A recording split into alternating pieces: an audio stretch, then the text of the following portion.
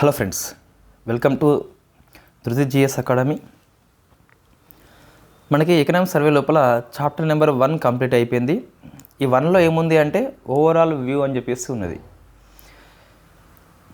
ఇప్పుడు సెకండ్ చాప్టర్లో వస్తే మానిటరీ మేనేజ్మెంట్ అంటే ఇక్కడ ఏమొస్తుందంటే బ్యాంకింగ్ సెక్టార్ గురించి కంప్లీట్గా వస్తుంది. బ్యాంక్స్ ఎలా పనిచేస్తున్నాయి, ఎన్పిఏ ఎలా ఉంది, తగ్గిందా పెరిగిందా, ఎంఎస్ఎంఈ సెక్టార్కి రుణాలు అనేది ఎలా ఇస్తున్నారు అని చెప్పేసి వస్తుంది. ఫైనాన్షియల్ ఇంక్లూజన్ కింద మహిళలు లేదా ఎస్సీ ఎస్టీ ఓబీసీ వాళ్ళకి ఎలా ఉందని చెప్పేసి వస్తుంది. దాంతోపాటు పెన్షన్, నెక్స్ట్ బీమా అని చెప్పేసి ఇవి కనిపిస్తున్నాయి. నెక్స్ట్ చూస్తే ఇదే సెషన్లో మనము థర్డ్ చాప్టర్ అని చెప్పేసి ఉంటుంది. దీని పేరు ఇన్ఫ్లేషన్.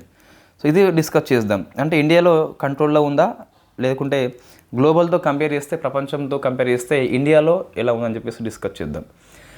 గమనించాలి, చాప్టర్ నెంబర్ 1, 2, 3 వచ్చేసి టీజీపీఎస్ సిలబస్లో నేరుగా ప్రత్యక్షంగా లేవు, ఏపీపీఎస్సీ వాళ్ళకి ఉన్నది. కాబట్టి మనకి చాప్టర్ నెంబరు 1, 2, 3ని మనం ఎక్కువగా మరి అన్ని గణాంకాలు ఇక్కడ రాస్తలేము. మనకి 4th చాప్టర్ వెరీ ఫేమస్ అండి.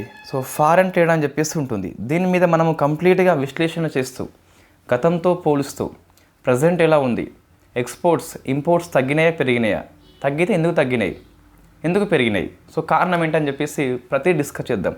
తగ్గినప్పుడు కారణం కనుక్కోవాలి, స్థిరంగా ఉన్నప్పుడు కారణం కనుక్కోవాలి. ఇది మనకి గ్రూప్ 2 వాళ్ళ కోసము టీజీపీఎస్సీ ఏదైతే ఉందో ఆ ట్రెండ్ని మనం పట్టుకొని ఆ విధంగా డిస్కస్ చేద్దాం. చాప్టర్ నెంబర్ 4 నుంచి అవసరము మనకి వ్యవసాయము, పరిశ్రమలు, సేవారంగము, జాతీయ ఆదాయము, దాంతోపాటు పేదరికము, నిరుద్యోగము, విదేశీ వాణిజ్యము, ఎఫ్ఆర్బిఎం యాక్ట్ ఇవన్నీ ఉన్నప్పుడు సర్వేలో మనము చాలా ఎక్సలెంట్గా ఎగ్జామ్ పాయింట్ ఆఫ్ వ్యూలో డిస్కస్ చేద్దాం. ఈ 1, 2, 3 ఏదైతే ఉందో టీజీపీఎస్ సిలబస్లో లేదు, ఫస్ట్ గమనించాలి. బట్ ఏపీపీఎస్సీలో ఉన్నది, టీజీపీఎస్సీలో పరోక్షంగా వస్తే రావచ్చు.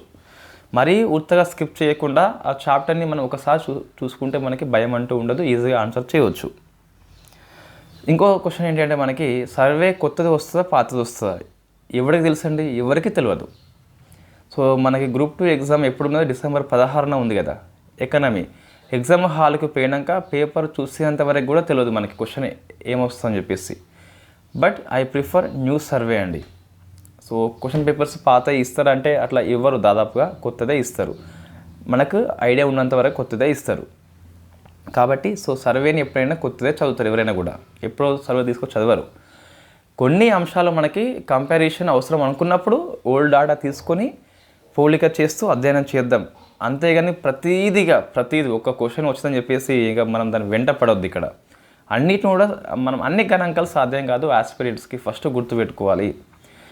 చాప్టర్ నెంబర్ 4 నుంచి మన క్లాస్ కంప్లీట్ డిఫరెంట్ వేలో ఉంటుంది. ప్రతిదీ కూడా డాటా ఫస్ట్ చెప్పి ఆ డాటాలో వచ్చిన మార్పులు ఏంటి, ఆ మార్పులకు కారణం ఏంటి, ఈ యాంగిల్లో మనము గమనిస్తూ అధ్యయనం చేద్దాం. నెక్స్ట్ చాప్టర్ మనకి ఫారెన్ ట్రేడ్ అండి. ఫస్ట్ సెకండ్ చూస్తే మానిటరీ మేనేజ్మెంట్ కింద బ్యాంకింగ్ సెక్టార్ అని చెప్పేసి, ఇన్సూరెన్స్ అని చెప్పేసి ఇటువంటివి వస్తాయి. మనం ఫస్ట్ చూద్దాం. ఇంగ్లీష్ మీడియంలో నోట్స్ ఉంటుంది అంటే మన సర్వే పుస్తకం ఇంగ్లీష్లో ఉంది కాబట్టి ఆ వర్డ్స్ మనకి మిస్ అవ్వదని చెప్పేసి అదే మనం వొకాబులరీ ఉపయోగిస్తున్నాం. క్లాసులో మాత్రం తెలుగు వర్డ్స్ ఉపయోగిస్తాం. మనం ఫస్ట్ చూస్తే India banking and financial sector వచ్చేసి స్టెల్లార్ పర్ఫార్మెన్స్ అంటే చాలా ఎక్సలెంట్గా ఉందట. ఎన్పిఏ అనేది లో అని చెప్పేసి గడిచిన 12 ఏళ్ల లోపల ఇదే ఇయర్లో ఎన్పిఏ చాలా లో వచ్చిందట. దాని కారణంగా చాలా బాగా ఉందని చెప్పేసి మనకి సర్వే ఫస్ట్ ఇవ్వడం జరిగింది. నెక్స్ట్ ఏముంది అంటే క్యాపిటల్ మార్కెట్ లోపల ఇండియా వచ్చేసి 5th ర్యాంక్ సాధించింది. What is the meaning of capital market మనం డిస్కస్ చేసినాం. వాస్తవంగా మనీ మార్కెట్లో మనకి 2 రకాలు ఉంటాయి. మనీ మార్కెట్లో మనకి 2 రకాలు ఉంటాయి. ఫైనాన్షియల్ మార్కెట్లో ఫైనాన్షియల్ మార్కెట్లో మనకి 2 రకాలు ఉంటాయి. ఫైనాన్షియల్ మార్కెట్లో 2 రకాలు ఉంటాయి. ఒకటేమో మనీ మార్కెట్, సెకండ్దేమో capital market. What is the meaning of money market అంటే నువ్వు 1 year కంటే తక్కువ టైంలో ఇన్వెస్ట్మెంట్ చేస్తావు. ఇక్కడేమో 1 year కంటే ఎక్కువ టైంలో ఇన్వెస్ట్మెంట్ చేస్తావు. అదే main difference between the money market and capital market. మనకి మనీ మార్కెట్లో ఏమొస్తుందంటే ways and means advance. RBI loans ఇస్తుంది కదా రాష్ట్రాలకి, అది వస్తుంది. వై? బికాస్ అది 1 year లోపే ఉంటుంది కాబట్టి రీపేమెంట్ యొక్క టైము. ట్రెజరీ బిల్స్ వస్తాయి, 91 days కావచ్చు, 182 కావచ్చు, 364 కావచ్చు. సో అటువంటి మనకి దీని కిందకి వస్తాయండి. ఇదే 1 year కంటే ఎక్కువ ఉంటే మనకి క్యాపిటల్ అని చెప్పేసి పిలుస్తాం. ఈ క్యాపిటల్ మార్కెట్ లోపల ఇండియా వచ్చేసి 5th ర్యాంక్ అచీవ్మెంట్ అయింది. అది మనం గుర్తుపెట్టుకోవాలి కంపల్సరీ. ఇంకోటి, సిలబస్లో లేనంత మాత్రాన ఇవ్వద్దని చెప్పేసి మనకు లేదండి. జనరల్గా మీరు గ్రూప్ 3 పేపర్ 1 చూస్తే మోడర్న్ ఇండియా మన సిలబస్లో ఎక్కడ ఉన్నది? అందులో ఇచ్చింది కదా మనకి. పేపర్ 2లో ఉన్నది, 1లో లేదు కదా మనకు. సో చూసుకోవాలి ఒకసారి. ఎకనామీ కూడా మనకు వచ్చింది ఇన్ఫ్యాక్ట్ ఇక్కడ ఈ పేపర్ 1లో.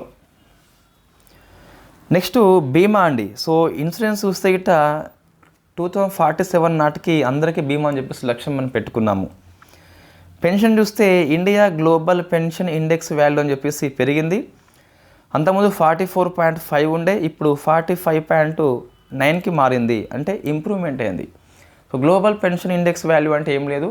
సో మన బీమా అనేది ఎంత ఈజీగా వాళ్ళు యాక్సెస్ చేస్తున్నారు, ఎంత ఈజీగా తమ యొక్క బీమాని క్లెయిమ్ చేసుకుంటున్నారు. అంటే మెచ్యూరిటీ అయిపోయాక క్లెయిమ్ చేస్తే డబ్బులు వస్తాయి కదా, ఎంత ఈజీ డబ్బులు వస్తున్నాయి, ఎంత ఈజీగా బీమా పోర్టేబుల్ అంటే ఒక సంస్థ నుంచి మరొక సంస్థకి మారుతున్నారు, అన్నిటినీ చేసుకుని ర్యాంకింగ్ ఇస్తాం.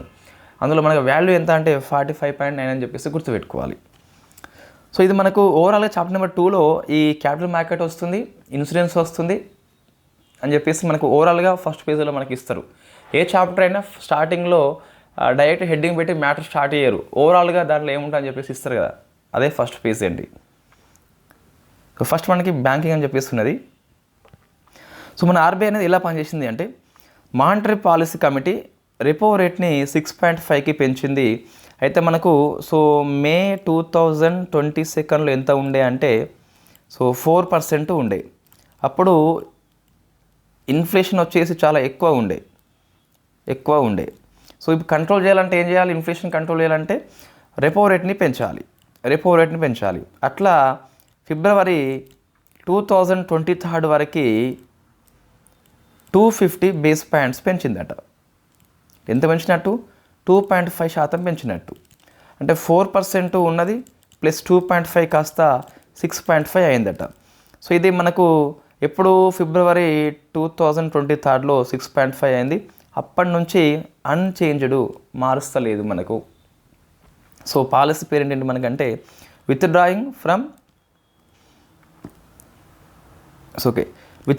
ఫ్రమ్ అకమడేషన్ అంటే సానుకూల వైఖరి నుంచి విత్డ్రా చేసుకుంది. సో రెపో రేట్ని పెంచేసింది, అక్కడే పెట్టేసింది కాబట్టి సో మనకి సానుకూల వైఖరి నుంచి తప్పుకున్నది. అనగా రెపో రేట్ని తగ్గించడం లేదు. వై? బికాస్ ఇన్ఫ్లేషన్ హైలో ఉంది కాబట్టి. మనకి మానిటరీ పాలసీ కమిటీ లక్ష్యం ఏంటి అంటే మెయింటైన్ ప్రైస్ స్టెబిలిటీ, ధరల స్థిరత్వం మెయింటైన్ చేస్తూనే while keeping in mind of the objective of growth, వృద్ధిని దృష్టిలో పెట్టుకొని ధరల స్థిరత్వం అని చెప్పేసి లక్ష్యం ఉంటుంది. కాబట్టి ఇన్ఫ్లేషన్ హైలో ఉన్నప్పుడు కంట్రోల్ కోసం అని చెప్పేసి రెపో రేట్ని పెంచేస్తుంది. జనరల్లీ మీకు ఒక ఐడియా ఉండాలి ఎప్పటికైనా కూడా. సో ఇది ఎస్బీఐ బ్యాంక్ అండి, ఇదేమో ఆర్బీఐ బ్యాంక్ అనుకోండి. ఇప్పుడు సో ఆర్బీఐ బ్యాంక్ దగ్గర ఎస్బీఐ అప్పు చేస్తుంది. అప్పు చేసినాక ఎస్బీఐ వడ్డీ చెల్లిస్తుంది, దీన్ని రెపో అని చెప్పేసి పిలుస్తాం కదా. ఆర్బీఐ రెపోని పెంచితే ఎస్బీఐకి ఎక్కువ వడ్డీకి లోన్ వస్తుంది. ఎక్కువ వడ్డీకి లోన్ వస్తే ఫస్ట్ ఇది లోన్ తీసుకురాదు, బ్యాంక్ దగ్గర డబ్బులు ఉండవు కాబట్టి మనకు ఇవ్వదు. మనకు ఇవ్వకుంటే మనం ఎంప్లాయ్మెంట్ జనరేట్ చేయము, ఇన్వెస్ట్మెంట్ చేయం. కాబట్టి ఎంప్లాయ్మెంట్ లేకుంటే డబ్బులు ఉండవు కాబట్టి మనం వస్తువులు కొనుక్కోం. కాబట్టి డిమాండ్ తగ్గిపోయి ఇన్ఫ్లేషన్ కంట్రోల్లోకి వస్తుంది. That is the main reason. Inflation high ఉన్నప్పుడు రెపో రేట్ని హైకి చేస్తుంది. కారణం ఏంటి అంటే వస్తువు డిమాండ్ తగ్గిపోయి కంట్రోల్లోకి వస్తుందని చెప్పేసి. నెక్స్ట్ 2000 నోట్ని సో విత్డ్రా చేసిందంటే మనకి మే 23 మాసం లోపల. దీని కారణంగా ఏమైంది అంటే ఈ 2000 రూపాయల నోట్ని రద్దు చేయలేదండి, విత్డ్రా మాత్రం చేసింది చలామణి నుంచి. సో విత్డ్రా చేసినాక మన టైం ఇచ్చారు మనకి. సో టైం ఇచ్చినప్పుడు ఆ టైంలో మనం ఏం చేయాలి? బ్యాంకు లోపల దీన్ని డిపాజిట్ చేసుకోవాలి.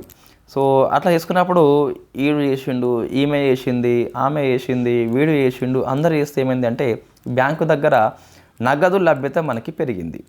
సో పెరిగినప్పుడు ఏమవుతుందంటే బ్యాంకులు డబ్బులు ఉంచుకోవు, చలామణి చేస్తాయి కదా. సో అప్పుడు వీనికి లోన్ ఇచ్చింది, ఈమెకు లోన్ ఇచ్చింది. ఆ లోన్ ఇస్తే వీళ్ళు ఏం చేసిందంటే ఇన్వెస్ట్మెంట్ చేస్తే అప్పుడు ఎంప్లాయ్మెంట్ కల్పిస్తే ఏమైంది అంటే వాళ్ళకి శాలరీ వచ్చింది. శాలరీ వస్తే ఏమైంది అంటే డబ్బులు ఎక్కువ ఉన్నాయి కాబట్టి వస్తువులు కొనుక్కుంటారు. వస్తువులు తే అని చెప్పేసి డిమాండ్ ఉన్నప్పుడు రేట్ పెరిగిపోతుంది. అసలే ఇన్ఫ్లేషన్ ఎక్కువ ఉన్నది, మరింతగా పెరిగిపోయింది. అప్పుడు ఈ బ్యాంకు దగ్గర మనకి డబ్బు అయితే ఉండద్దు. మనకు డబ్బు ఉండదు కాబట్టి ఈ వచ్చింది మొత్తం ఏం కావాలి, ఇదంతా మళ్ళీ పీల్చుకోవాలి. కాబట్టి ఏం చేసిందంటే ఇంక్రిమెంటల్ క్యాష్ రిజర్వ్ రేషియో అని చెప్పేసి ఆర్బీఐ దీన్ని తీసుకొచ్చింది. దీని కారణంగా బ్యాంకులు 10% ఐసీఆర్ అని మెయింటైన్ చేయాల్సిన అవసరం కనిపించింది. అంటే 10% నగదుని ఆర్బీఐ దగ్గరనే పెట్టాలి, అప్పుడు బ్యాంక్ దగ్గర డబ్బు ఉండదు. What is the target of the ICRR ఎందుకు పరిచయం చేసిందంటే ఆర్బీఐ బ్యాంకుల దగ్గర అకస్మాత్తుగా అనుకోకుండా వచ్చిన నగదును పీల్చుకోవడం అని చెప్పేసి పిలుస్తాం. ఇదే మనకు ICRR, imposed 10% between the August and October మాసం అని చెప్పేసి గుర్తుపెట్టుకోవాలి 23rd ఇయర్లో. నెక్స్ట్ ఈ 2000 మనకి విత్డ్రా చేసింది కదా, మొత్తం బ్యాంకులకి రిటర్న్ కాలేదట. 97.87 మాత్రమే బ్యాంకుల్లోకి వచ్చింది. ఇది గుర్తుపెట్టుకోవాలి మనకి. బ్యాంకులకు వచ్చింది కాబట్టి మనకి M3 వాల్యూ పెరిగిపోతుంది. మనకి M1, M2, M3, M4 అని చెప్పేసి వివిధ రకాల మనీ టైప్స్ అని చెప్పేసి ఉంటుంది. మరి ఇక్కడ అంత డెప్త్ మనకి అవసరం లేదు. మనకు డిపాజిట్ పెరిగింది కాబట్టి M3 వాల్యూ ఎప్పటికైనా మనకి పెరిగిపోతుంది అని చెప్పేసి చూసుకోవాలి. నెక్స్ట్ సెక్టోరల్ క్రెడిట్ గ్రోత్ అండి. అంటే ఏ విధంగా వివిధ రంగాలకి లోన్స్ ఇస్తాం మనం బ్యాంకు చూస్తే ఫస్ట్ వ్యవసాయం మరియు అనుబంధ రంగాలని చెప్పేసి ఉన్నది. ఎంత ఉన్నది అది 20.7 lakhs crores అని చెప్పేసి 1.5 times పెరిగింది 21 ఇయర్తో పోలిస్తే. 21 to 24 ఇయర్స్ చూస్తే మనకి గడిచిన 3 ఏళ్ల కాలం లోపల 1.5 times అని చెప్పేసి మనం క్రెడిట్ పెంచడం జరిగింది. 1.5 times గుర్తుపెట్టుకోవాలి 20.7 లక్షల కోట్ల కంటే.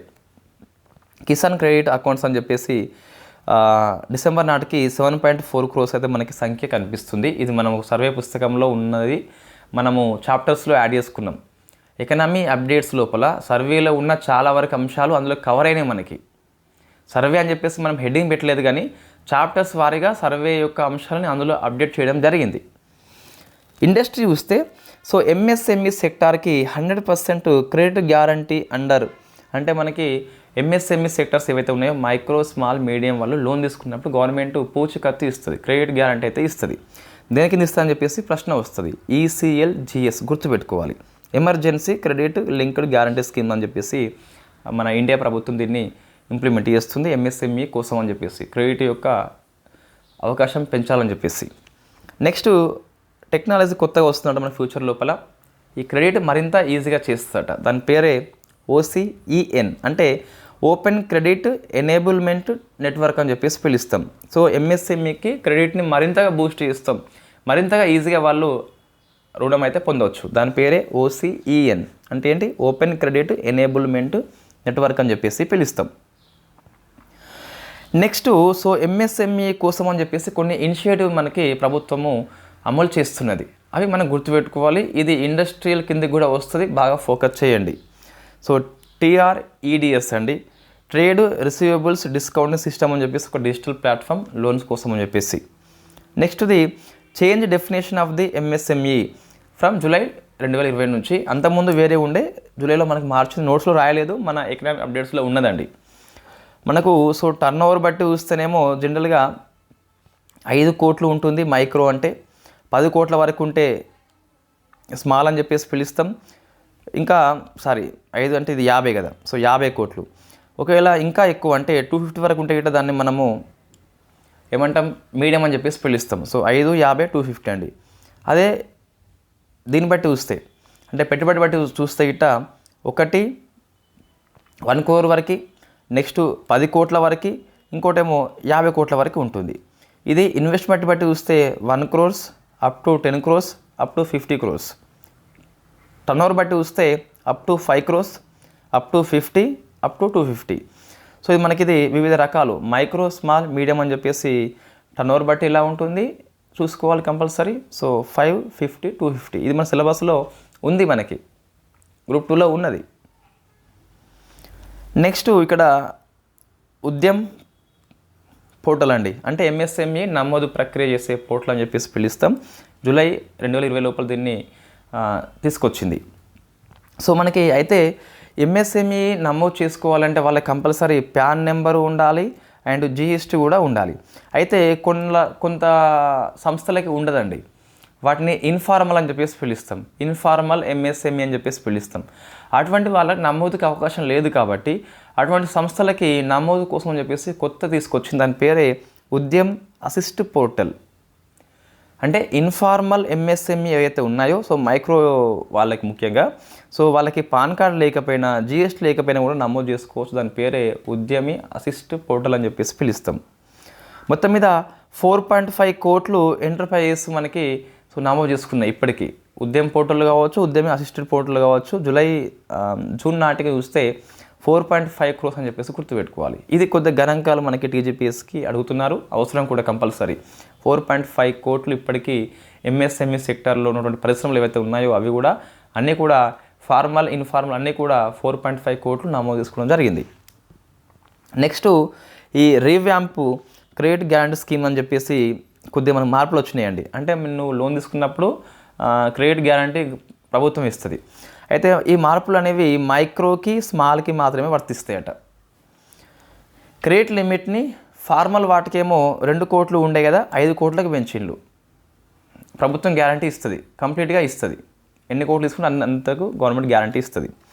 అయితే ఇన్ఫార్మల్ మైక్రో ఏదైతే ఉన్నదో వాటికి మాత్రము 20 lakhs వరకే అవకాశం ఉన్నది. అందులో ప్రభుత్వం వచ్చేసి 85% గ్యారంటీ ఇస్తుంది. ఫార్మల్ వాళ్ళకి 5 కోట్ల వరకు అవకాశం ఉంది అండ్ పూర్తి గ్యారంటీ ఇస్తుంది. అదే ఇన్ఫార్మల్ వాళ్ళకి చూస్తే మైక్రో వాళ్ళకి మాత్రము సో 20 లక్షల వరకు అవకాశం ఉన్నది.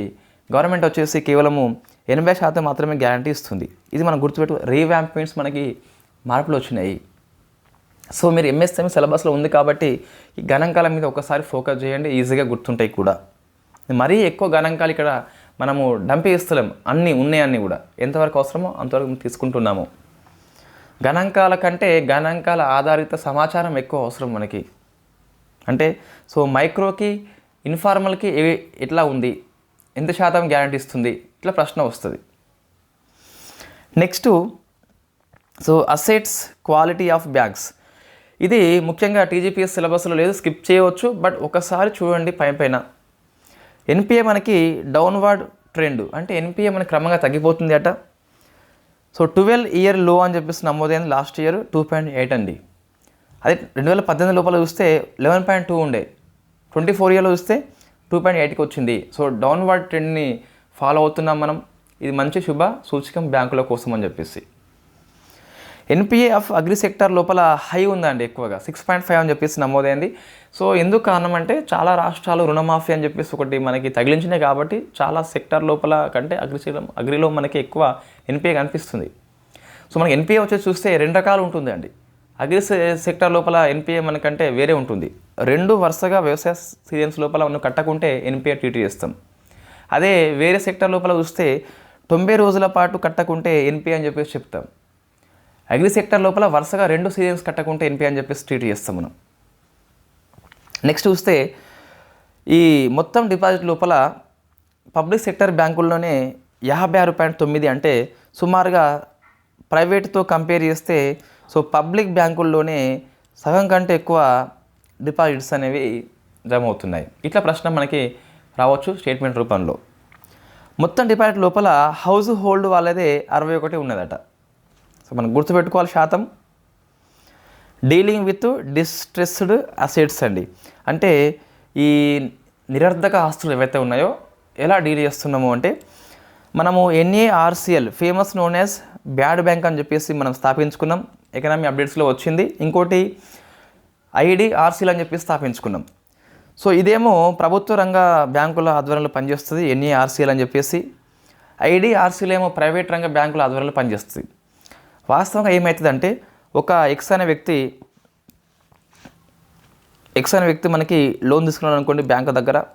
సో ఈ బ్యాంకు దగ్గర 90 రోజుల పాటు ఎటువంటిది ఇంట్రెస్ట్ను ప్రిన్సిపల్ మనం చెల్లించలేదు అనుకోండి, అది బ్యాంక్ అనేది ఎన్పిఏగా ట్రీట్ చేస్తుంది.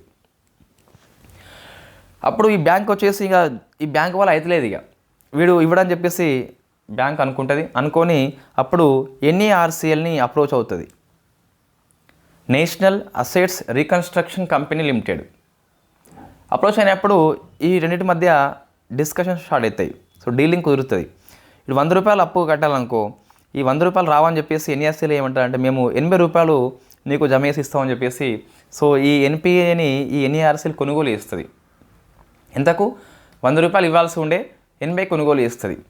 సో 80 రూపాయల్లో ప్రజెంట్ అయితే ఎన్ఈఆర్సీలు వచ్చేసి 15% లిక్విడిటీ అమౌంట్ ఇస్తుంది, నగదు ఇస్తుంది. మిగతా 80% ఏదైతే ఉందో 85 వచ్చేసి సో నగదు ఇవ్వకుండా G6 ఇస్తుంది. సో గవర్నమెంట్ యొక్క సెక్యూరిటీ అని చెప్పేసి ఇస్తుంది. 5 ఏళ్ల పాటు వెయిట్ చేస్తారు.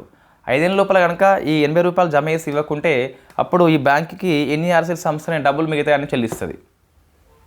రైట్. ఇప్పుడు ఎన్ఈఆర్సీఎల్ జమ అయ్యేదండి జనరల్గా ఈ ఎన్పిని కొనుగోలు చేస్తుంది. కొనుగోలు చేసినాక ఐడిఆర్సీఎల్కు అప్పగిస్తుంది. సో ఇండియన్ డెబ్ట్ రిజల్యూషన్ కంపెనీ అని చెప్పేసి పిలుస్తాం ఇక్కడ. సో ఇది వసూలు చేస్తుందండి, ఇది వసూలు చేస్తుంది. ఇది ప్రైవేటు బ్యాంకు ఆధ్వర్యంలో పనిచేస్తుంది. ఈ వాటా ప్రైవేట్ వాళ్ళదే 51 కంటే ఎక్కువ ఉంటుంది కాబట్టి సో వాళ్ళు జమ చేస్తారు మనకి. వాళ్ళు 5 ఇయర్స్ జమ చేయకుంటే ఈ మిగిలిన 70 ఏదైతే ఉందో 80% వచ్చేసి ఎన్ఈఆర్సీఎల్ చెల్లిస్తుంది. ఇక్కడ మనకు చూస్తే బ్యాడ్ బ్యాంక్ అని చెప్పేసి ఎందుకు పిలుస్తున్నామంటే బ్యాడ్ లోన్స్ని రికవరీ చేస్తుంది.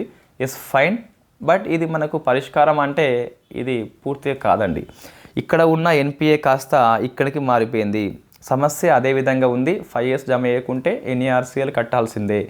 సమస్య మనకి అలాగే ఉన్నది. సమస్య మాత్రము ఒక స్థానం నుంచి మరొక ప్లేస్కి మాత్రమే పోయింది. ఇట్లా మనం చేస్తే టైం ఎక్కువ తీసుకుంటుందండి. ఇట్లా ఎక్స్ప్లెయిన్ చేస్తే గిట్ట. Right. Next so financial inclusion అంటే అందరినీ మనం కలుపుకోపోవాలి. అంటే సో సేవలు వచ్చేసి లాస్ట్ మైల్కి రావాలన్నట. అంటే చివరన ఉన్న వ్యక్తి కూడా ఈ సేవలు రావాలని చెప్పేసి పిలుస్తుంది. దట్ ఇస్ కాల్డ్ ఇన్క్లూజన్, అందరి చేరిక అని చెప్పేసి అర్థం వస్తుంది. రైట్. మనకి సో నెంబర్ ఆఫ్ అడల్ట్ చూస్తే అకౌంట్స్ 77% ఓపెన్ చేసిన లేట ఇంక్రీజ్ అయిపోయింది మనకు. వరల్డ్లో చూస్తే గిట్ట ఈ యూత్ లోపల చూస్తే 76% ఉన్నదట. అంటే మనకి వరల్డ్తో కంపేర్ చేస్తే ఇండియానే ఎక్కువ ఉన్నది.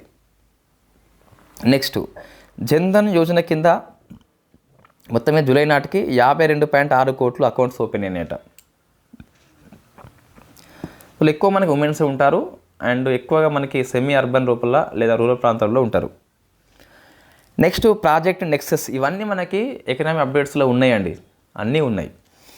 సో ఇక్కడ ఇది మనం డిస్కస్ చేసినాం ఆల్రెడీ. అంటే ఫాస్ట్ పేమెంట్ సిస్టమ్ కోసం అని చెప్పేసి ఆర్బీఐ ఉన్న ఏషియన్ కంట్రీస్లో ఉన్న ఒక 4 కంట్రీస్ ఏవైతే ఉన్నాయో థాయిలాండ్, సింగపూర్, మలేషియా, ఫిలిప్పీన్స్, ఈ 4 కంట్రీస్ మధ్య ఒప్పందం పేరే ప్రాజెక్ట్ నెక్సెస్. అంటే సో ఫాస్ట్ పేమెంట్ సిస్టమ్ అనేది ఈజీగా అయిపోవాలి. ఫర్ ఎగ్జాంపుల్ మనకి ఇండియా లోపల యూపీఐ అని చెప్పేసి పిలుస్తాం.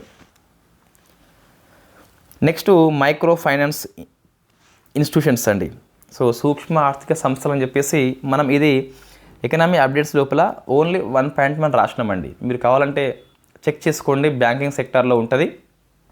ఇక్కడ ఏమొస్తుందంటే 1974లో సేవా అని చెప్పేసి first micro finance institution in India, సేవా మనం డిస్కస్ చేసినాం ఆల్రెడీ. ఎల్బర్ట్ అని చెప్పేసి స్థాపిస్తుంది అహ్మదాబాద్ లోపల. మొన్న 22nd ఇయర్లో ఈమె మరణిస్తుంది. కాబట్టి మనకి ప్రశ్న వచ్చింది మొన్న, అయితే అది దేంట్లో వచ్చింది మనకు అంటే పేపర్ 2లో వచ్చినట్టున్నది. సో మేబీ సోషియాలజీ కింద వస్తే రావచ్చు. సో కరెంట్ అఫైర్స్తో అప్డేట్ చేస్తే మనకి ఉపయోగం ఏంటి అంటే ఇది మనము 50 ఏళ్ళు అయిందని చెప్పేసి మనం డిస్కస్ చేసినాం. 50 ఏళ్ళు అయింది కాబట్టి ప్రశ్న వచ్చిందండి, ప్రశ్న వచ్చింది. సో మన ఎగ్జామ్ యొక్క నాడి మనం పట్టుకోవాలి కంపల్సరీ. కొన్నిసార్లు దొరక్కపోవచ్చు, వెతికి మరి పట్టుకోవాలి. సో ఇది ప్రశ్న వచ్చింది సేవ అని చెప్పేసి 74 ఇయర్లో మనకి ఆప్షన్లో 74 అని చెప్పేసి ఉన్నది. సో సెల్ఫ్ ఎంప్లాయిడ్ ఉమెన్స్ అని చెప్పేసి పిలుస్తాం.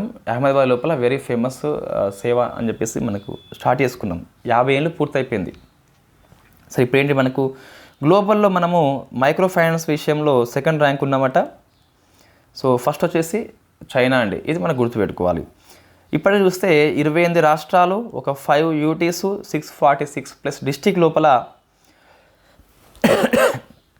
213 మైక్రో ఫైనాన్స్ ఇన్స్టిట్యూషన్స్ ఉన్నాయి. ఇవి సంస్థల పేర్లు. వీటికి బ్రాంచ్ పరంగా చూస్తే 25,790 అని చెప్పేసి బ్రాంచెస్ ఉన్నాయి. సో మన టీజీపీఎస్ వాళ్ళు వీటి మీద ఫోకస్ చేయకండి. మరి మైక్రో ఫైనాన్స్ ప్రశ్న వచ్చింది కదా, కాబట్టి ఒకసారి మనం చూసుకోవాల్సిందే. సేవా ప్రశ్న వచ్చింది 74లో అంటే అది మైక్రో ఫైనాన్స్ క్వశ్చనే, అది it is not under syllabus. Right. ఎక్కువ మనకి మైక్రో ఫైనాన్స్ చూస్తే గిట్ట క్లయింట్స్ వచ్చేసి మనకి రూరల్లో ఎక్కువ ఉన్నారట, 74% అట రూరల్. వై? బికాస్ వాళ్ళకి మామూలుగా ఈ బ్యాంకింగ్ సెక్టర్లో ఈజీగా రుణం రాదు కాబట్టి మైక్రో ఫైనాన్స్ని వాళ్ళు అప్రోచ్ అవుతారు. 98% ఉమెన్సే ఉన్నారట. ఎస్సీ ఎస్టీ వాళ్ళు 23%. ఇటువంటి ప్రశ్న వస్తుందండి. ఎస్సీ ఎస్టీ ఫోకస్ చేయండి. నెక్స్ట్ సో టీజీపీఎస్ వాళ్ళు స్కిప్ చేయవచ్చు, బట్ ఒకసారి చూసుకోండి. ఫైనాన్షియల్ మార్కెట్ అని చెప్పేసి మనకి హెడ్డింగ్ ఉన్నది.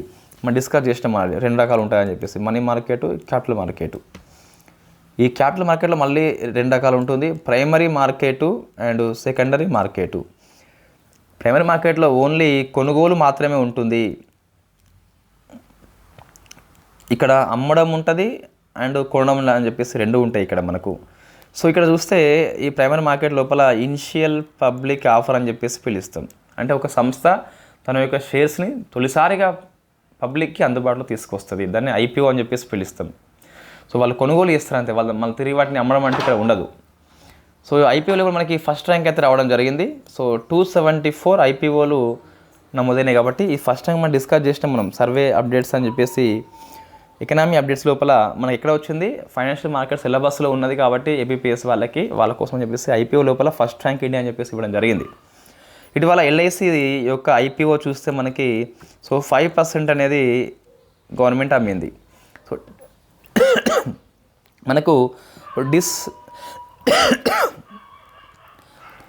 ఇన్వెస్ట్మెంట్ అని చెప్పేసి మనకు ఒకటి ఉంటుంది, పెట్టుబడుల ఉపసంహరణ అని చెప్పేసి ఎల్ఐసి అనేది 5% ఐపీఓ అని చెప్పేసి అమ్ముకుంది.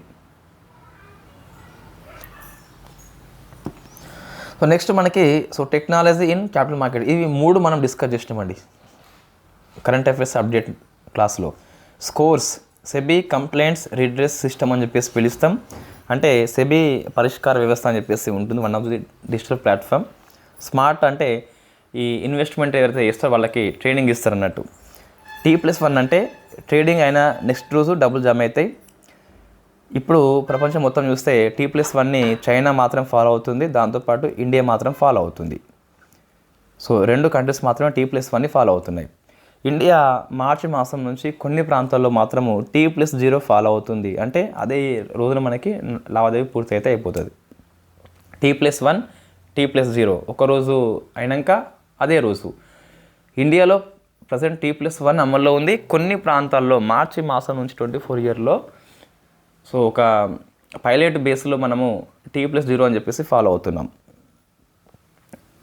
నెక్స్ట్ అండి ఇన్సూరెన్స్.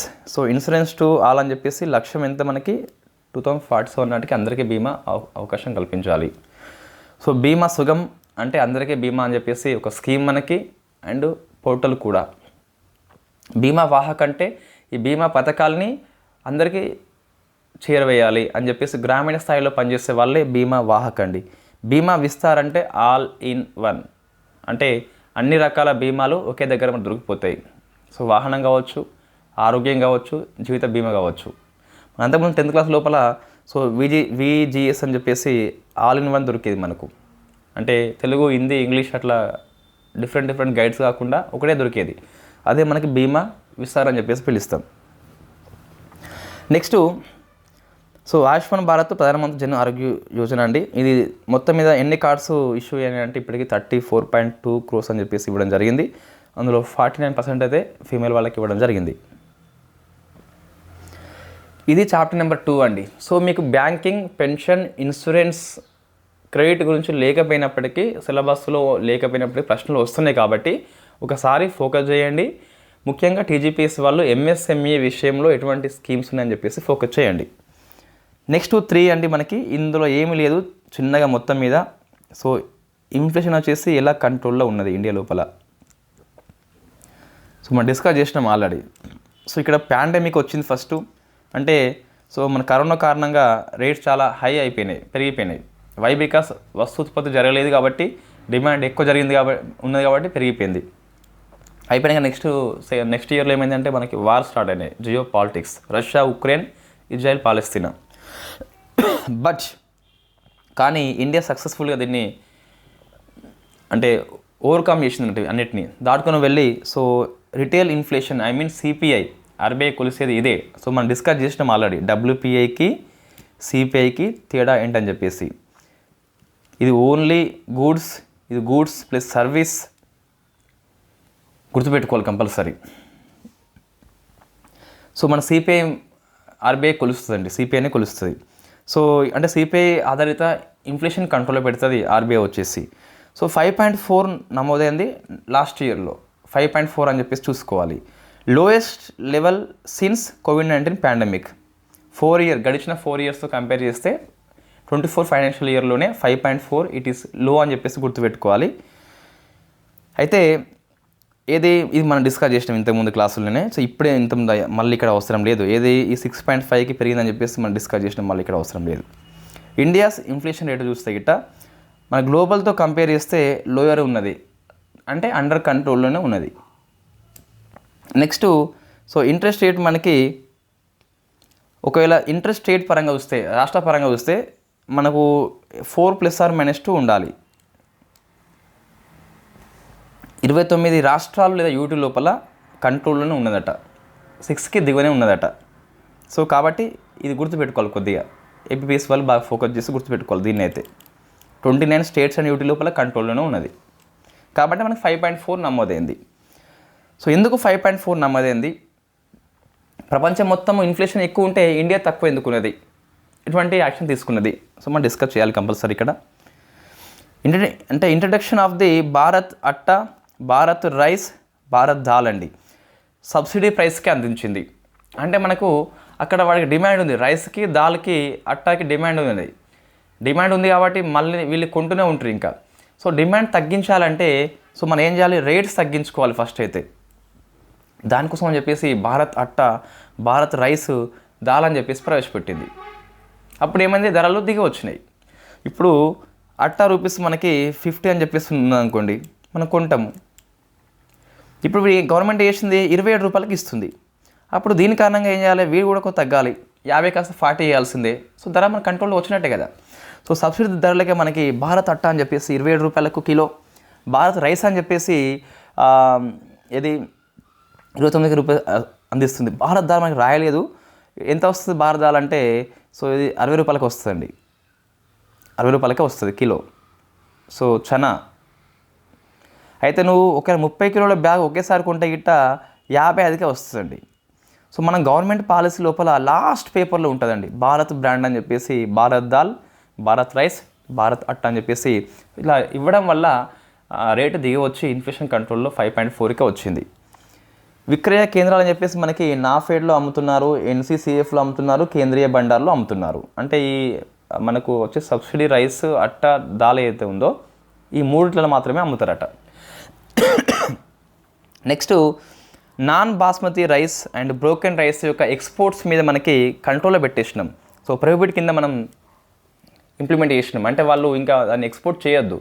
ఎక్స్పోర్ట్ చేయకుంటే మనకు దేశీయంగా లభ్యత పెరిగిపోతుంది, లభ్యత పెరిగిపోతే డిమాండ్ తగ్గిపోయి ధర కంట్రోల్లోకి వస్తుంది.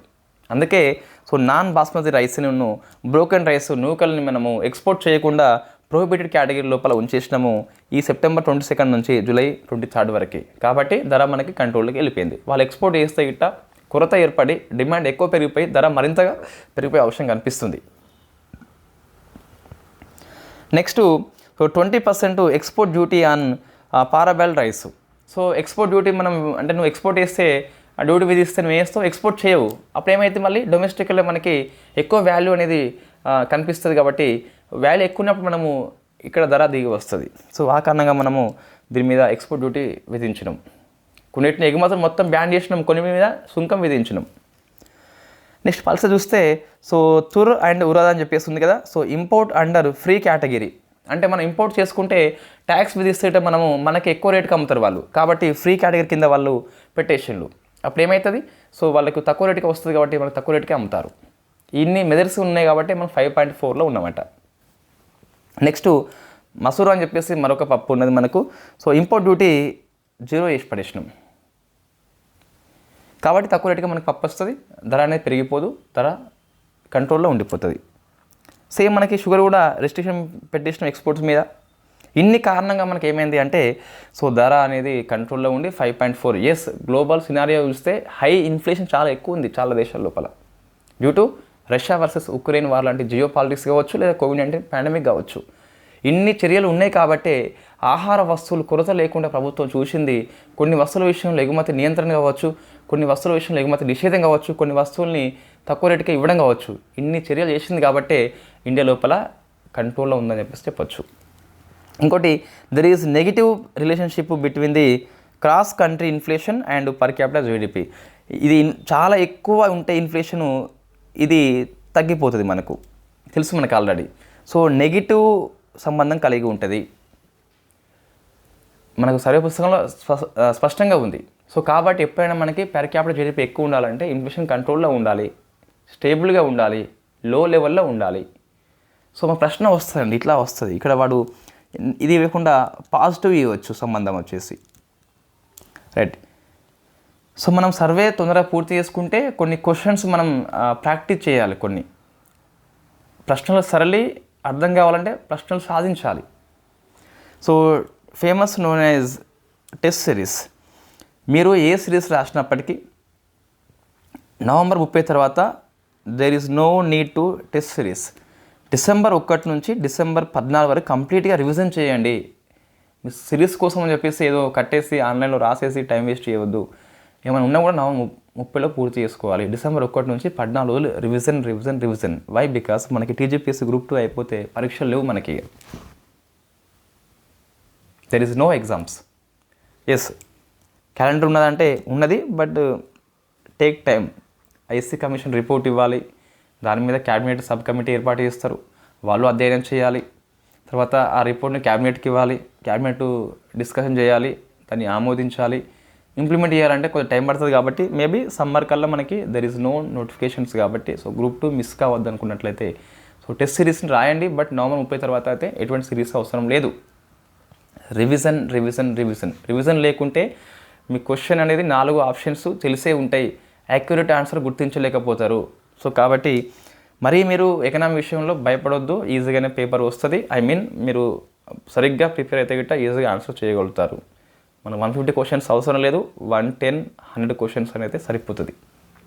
So all the best, thank you very much. మనకి చాప్టర్ నెంబర్ 4 అని చెప్పేసి వెరీ ఫేమస్ ఫారెన్ ట్రేడ్ రేపు డిస్కస్ చేద్దాం.